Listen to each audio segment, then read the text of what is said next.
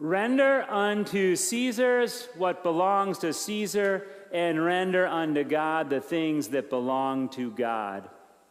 You know, as Americans, we kind of like a certain weird separation of faith and policy between politics and religion, but it's a kind of a strange thing. So, for instance, most of us really want that the President of the United States, whatever political party they're a part of, we really want them to be the people that at night are praying to God, right? We want that our president would be somebody of humility who at night would take his or her prayers to God. At the same time, most of us would be totally out of our minds afraid if the president got on national television and said, last night God spoke to me in a dream and we're now going to do this as a nation, right? We'd be like, no, that's not how it works. What happens is that in our culture, faith is really okay in the home, in the heart, in the interior life, but when it comes to the public sphere, we really expect reason and skill, that we want that to dominate policy and politics. And you might even say, wow, this seems to go right back to what Jesus said, because Jesus today says, render to Caesar the things of Caesar's, render to God the things of God. And in so doing, he kind of takes almost a sledgehammer to this ancient world view that anybody who ruled was ruling because God put them there. Jesus seems to be willing to acknowledge that there's at least some separation between what rulers are doing and what God actually wants done. Well, you drive that through 2,000 years of complex history, which I'd be happy to share another time, but it would take too long now. And you end up, again, with us today with a really strong separation of the world of Caesar, that is the world of business and government, the world of cutthroat action, money, getting ahead, and power, and the world of God, the world of faith, peace, love, and joy, and righteousness in the Holy Spirit, the world that you live when you're out of these walls, kind of Monday through Saturday, and then the life that we get to live in here.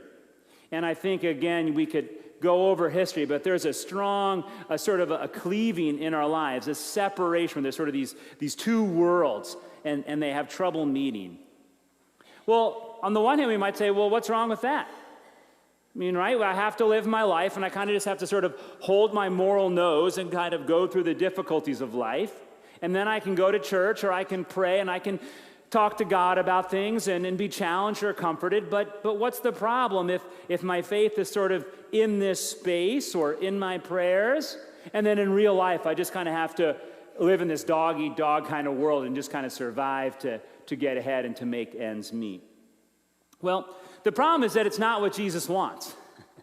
The problem is it's not what Jesus wants. And Jesus today calls this group of people in his day called the Pharisees, as well as the people that were aligning themselves with Herod. And he calls them hypocrites. And what's going on is that their faith stopped at the walls of the temple. Okay? Their faith, they were so, listen how holy and pious they were. Okay? This is how holy and pious they were. Well, you see this coin that Jesus makes them look at today. Well, as soon as he gets the coin out, there was at least one Pharisee who was smart who said, oh, he got us. Because what happens on the coin is that it's not just an image of like George Washington or Abraham Lincoln, some dead president. Rather, it was the image of the living emperor, of the living Caesar. And what's more is that there was an inscription on that coin, and the inscription said, Kaiseros Kyrios, which means Caesar is Lord. Now, you don't have to be an expert in all of Jewish history and Jewish law to know that you were not supposed to worship statues of other gods where it said, this is the other God, right? That's an ultimate breaking of commandments, total taboo. But what do these super pious and holy religious people have in their pockets? Idols to a foreign god. It's a no-no. Jesus has got them. But see, they even know that this whole money was dirty, that this was an idol, that this was a wrong thing. But they wanted to keep their holy of holies precious. So what they did was they said this, okay, when you come to the temple and you want to bring a sacrifice to God for forgiveness or for thanksgiving, You cannot use that dirty, pagan, idolatrous money to buy your sacrifice. You need to have holy, pure church money to do this. So they literally set up outside of the temple in the courtyard, they set up money changers. And those money changers would literally take your Roman money and give you basically monopoly money to go buy your sacrifices.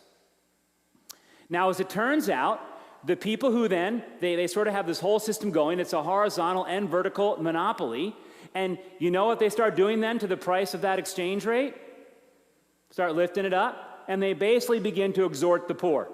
They're extorting the poor. And so the whole point of the sacrificial system was that everybody, rich and poor, could offer some sort of sacrifice to the Lord. And now here they are, but we're pious and holy inside of our church. We don't want any of that bad money in here. And right outside the church, they're literally shafting the poor. And so Jesus says, you're a bunch of hypocrites. You're pretending as if all you have to do is have your faith in the walls of the temple instead of actually in real life where you have to interact with real people. Okay, now some of you at this point are like, okay, good, they were religious hypocrites 2,000 years ago. They're bad. I don't have to worry about it.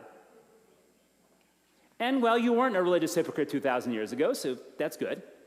But unfortunately, Jesus, we're not, and I'm not going to let you off the hook that easy.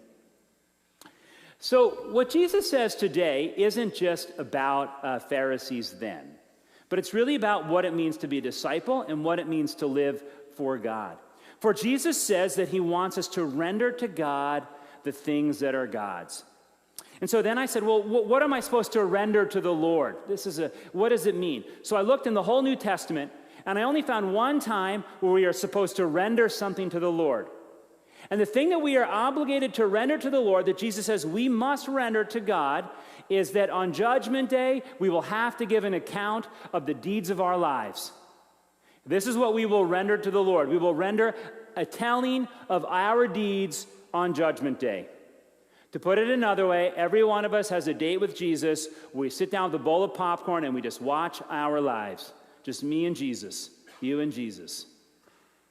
Now, if you're like me, that's terrifying. And there's large chunks of my life that I really hope that there's like a fast forward or a skip button. Like, can we, I know how this chapter goes. Let's just skip it. Whew. Whew. And then there's other parts where I'd want to pause the story, and I want to say, Jesus, before we watch, I just want to explain to you how complicated of a situation this was. And Jesus would sit there and say, well, tell me about it.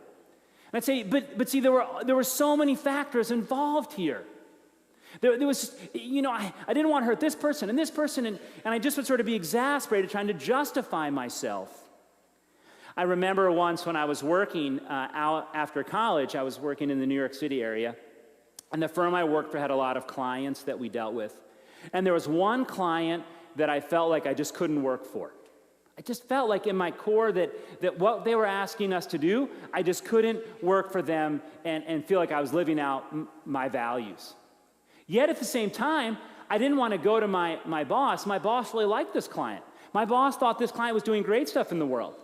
And I didn't want to go to my boss and say, hey, look, I know that you think this is morally great, but I don't.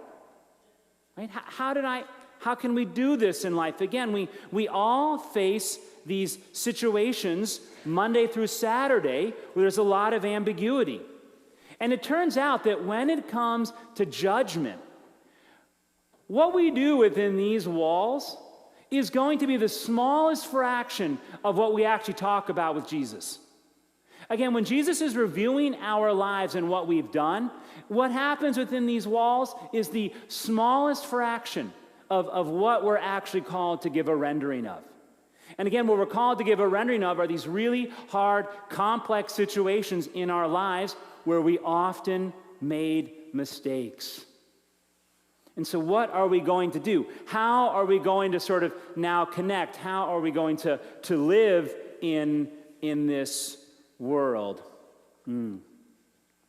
Because what I think happens is that although I long for integrity, where my beliefs align totally with my actions, I discover again and again that I stumble with that.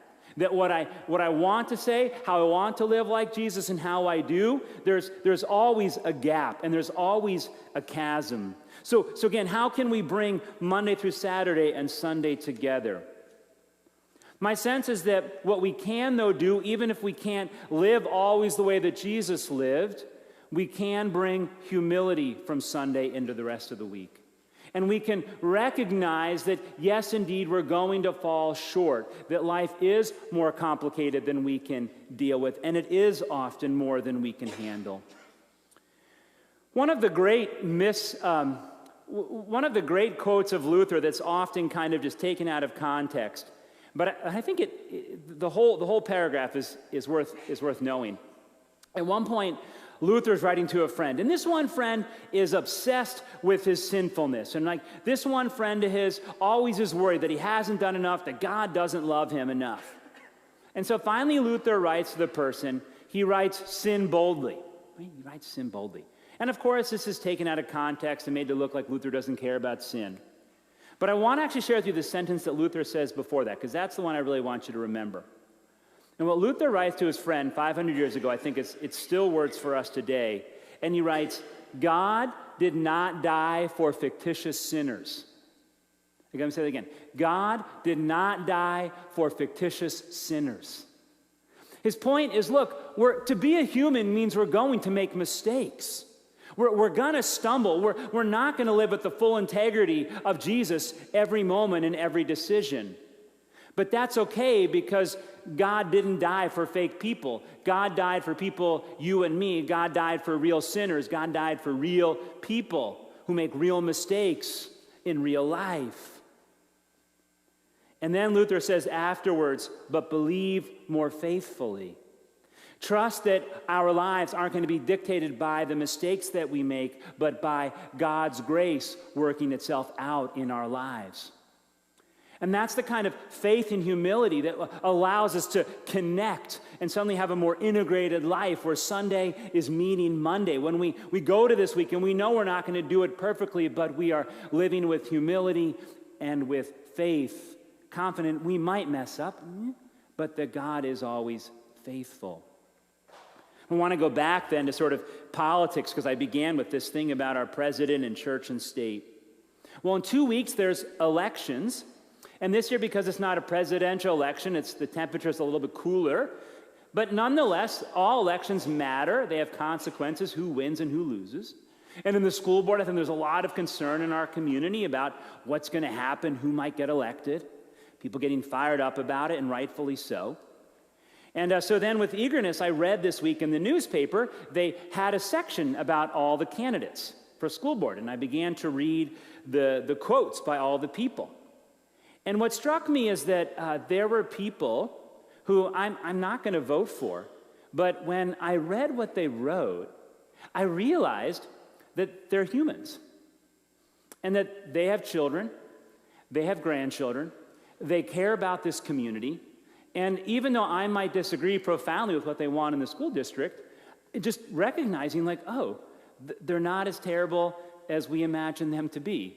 And we're probably not as virtuous as we claim ourselves to be.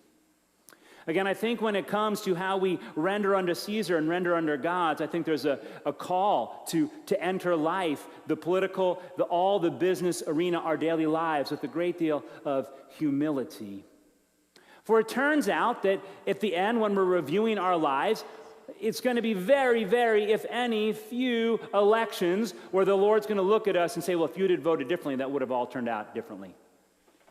What we will be responsible is for how we treated the 48% that didn't get on the side that we voted for. We'll be held accountable again for how we treated all the other people. And so if we can have that, though, humility and faith, then I think that time on Judgment Day when we're with Jesus, it becomes something different. Because if we already know going in when we review this whole thing that I'm going to fall terribly short of what I was supposed to do, yet God is in the end going to forgive me because of Jesus, then I can watch my life, and I can watch it a little bit differently. And I actually get excited to watch it now.